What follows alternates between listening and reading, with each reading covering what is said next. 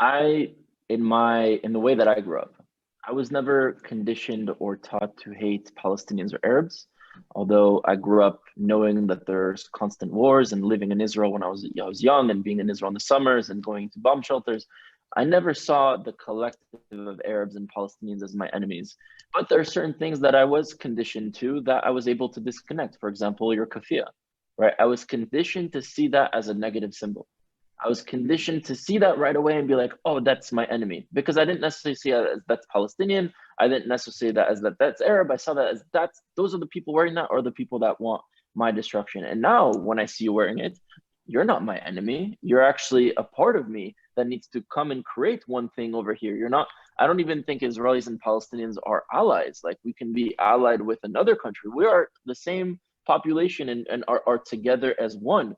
So I don't see those things, and I've been able to grow out of that with time, and I think many people will be able to grow out of those things with time as well. So my question is, as someone who's so enlightened as you, and it's really a pleasure to be having this conversation with you, how do you think from your community you will be able to communicate to them the conclusions and understandings that you have? There's so much conversations around anti-normalization, not being able to talk with Jews and with Israelis and with Zionists, and there's no conversation until there's justice. But the reality, like we both know, is there's no zero-sum game. So the justice will come from both of us, and the way we understand is by humanization and understanding.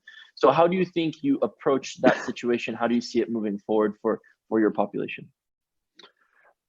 So those two questions about, the things different people get conditioned to learn, how you perceive it as you grow and become more aware and get a more diverse perspective on things, and also on the way moving forward and in terms of normalization. So when I grew up, it's the big problem that I see, that is the reason that I've even mentioned it, is just how interchangeable Israeli, Zionist, and Jew were in the daily terminology of the people in my environment. It was a very antagonizing position. It was the view that these Zionists were foreigners and that they hated Arabs and that they just wanted to kill Arabs and kick them out of their homes, and we need to find a way forward, whether it's fighting back or if we can get them to accept a solution. But there was also a feeling of frustration that they felt that this other side wasn't really looking for a solution. And there also was anti-Semitism. There is anti-Semitism amongst Arab societies, and that's a problem, and I definitely acknowledge it, and I try to solve it. And I even remember a few years ago, it was Eid. For those who don't know, Eid is one of the holiest holidays for Muslims, and it followed the holy month of Ramadan. And it's a very communal time, and families visit each other and spend so much time with each other. So I was with my extended family, including my great uncle, who was kicked out of his home back in the 30s or 40s. And he mentioned something about how the Jews were to blame and how our enemies were the Jews. And I told him, no, the Jews are a diverse people. They have their traditions, they have their customs. They're not a political group, they're not a military, and they're not one country or one nationality. You can't lump them in together, and they're not supposed to be our enemies. We share common interests, we acknowledge common injustices. If you want an enemy, it's the people standing in the way of injustice. It's the people who support the military occupation, who support the mistreatment of Palestinians because they're Palestinian. And it's the people who discriminate against people for being Palestinian, no matter their political ideology or ethnicity. So there's that. And as I've grown older, I've been wanting to distance myself from the interchangeability of these terms, which I believe leads to a lot of confusion and a lot of hate that is not correctly expressed, although it might come from legitimate sadness and frustration, but the way it's expressed is not okay and it should be rejected. Now, as for, could you remind me of your second question, please? Yeah, it's more so how I'm sure you've had these conversations with many of your peers, your family members. So I guess how have people responded to it, and how do you think you as a leader, I think you are and you will be for your people. How do you think you will be able to change that mindset from this, one versus the other narrative, which I also fight to change that within the Israeli civilization and population? How do you think you'll be able to do that? Like, what is the process? What have you been able to realize and understand? Sort of walk me through your experience and your vision. I think definitely one side of that is also continuing to battle anti-Semitism, or even the view of it as a Jewish versus Palestinian thing. And there's also another thing, which is that a lot of people perceive this conflict to be a religious conflict. And I mean Arab, I mean Westerner, and I mean Jewish here. It's sort of seen as Islam versus Judaism. And the problem with the religious conflict is it's going to be a conflict. It tends to be a zero-sum game. And that's not the game we want to play. That's not the game we want to engage in or even acknowledge. And so it's definitely changing the framing of that, the way we perceive that. It's not that it's not that the only way Palestine can be free is when these people get kicked out. It's not that Palestinians can only get self-determination when these people lose. So that's how it is from my view. And it's also from the view that we need to create cross-community alliances.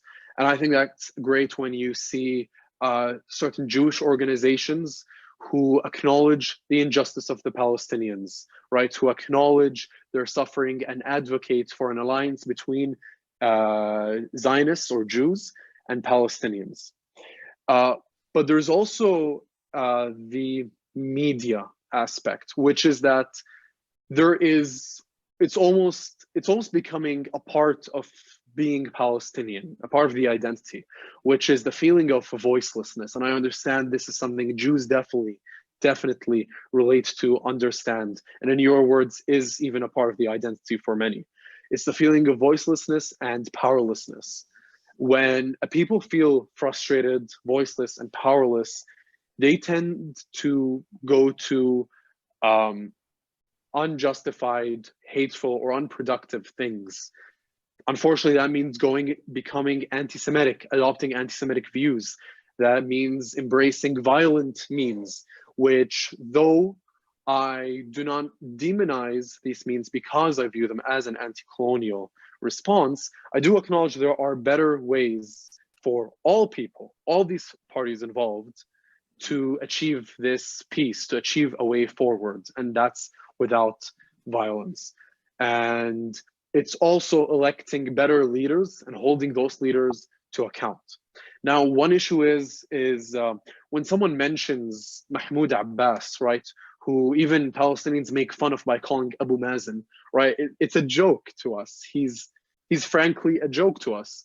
We do not consider him a leader. He is deeply unpopular, and for many reasons, right? But unfortunately, the Palestinian Authority is a very corrupt body. It's a very corrupt organization, and it does not represent Palestinian people. And it's a very hard struggle. It's very tough, and it's one that unfortunately we see all too often fail around the world, but the Palestinian people need to hold him to account. Is that going to be easy? No. Is that going to take time?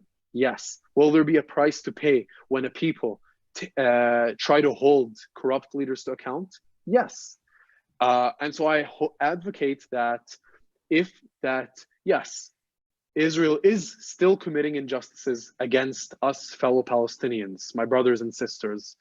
But if the first step is to at least elect leaders who can open a dialogue with this other side, who can represent your interests better, and then we can move on to these bigger aspirations. As long as this first step isn't taken, as long as the people who are speaking on our behalf aren't actually representing us then there's not going to be peace, right?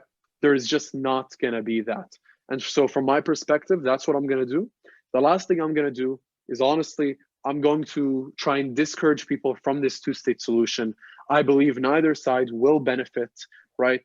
And I think the two-state solution, and I speak, and this is my opinion on it, from both Zionist supporters of it and Palestinian supporters of it, I think it comes from a place of fear. I think it comes from a place of distrust. The Palestinians want their own Palestinian state because they don't trust the Zionists. And the Zionists want a two-state solution because they don't trust the Palestinians. They don't trust the Arabs. And both sides might have legitimate reasons, right? It didn't just come out of nowhere. It's from their own experiences, regardless of whether that's one-sided, but we need to understand that there is that side. But we need to acknowledge that this comes from a place of fear. And when people act out of fear, act of distrust, nothing good will come out of it. And I hope to push the one-state solution to become a more acceptable and more mainstream view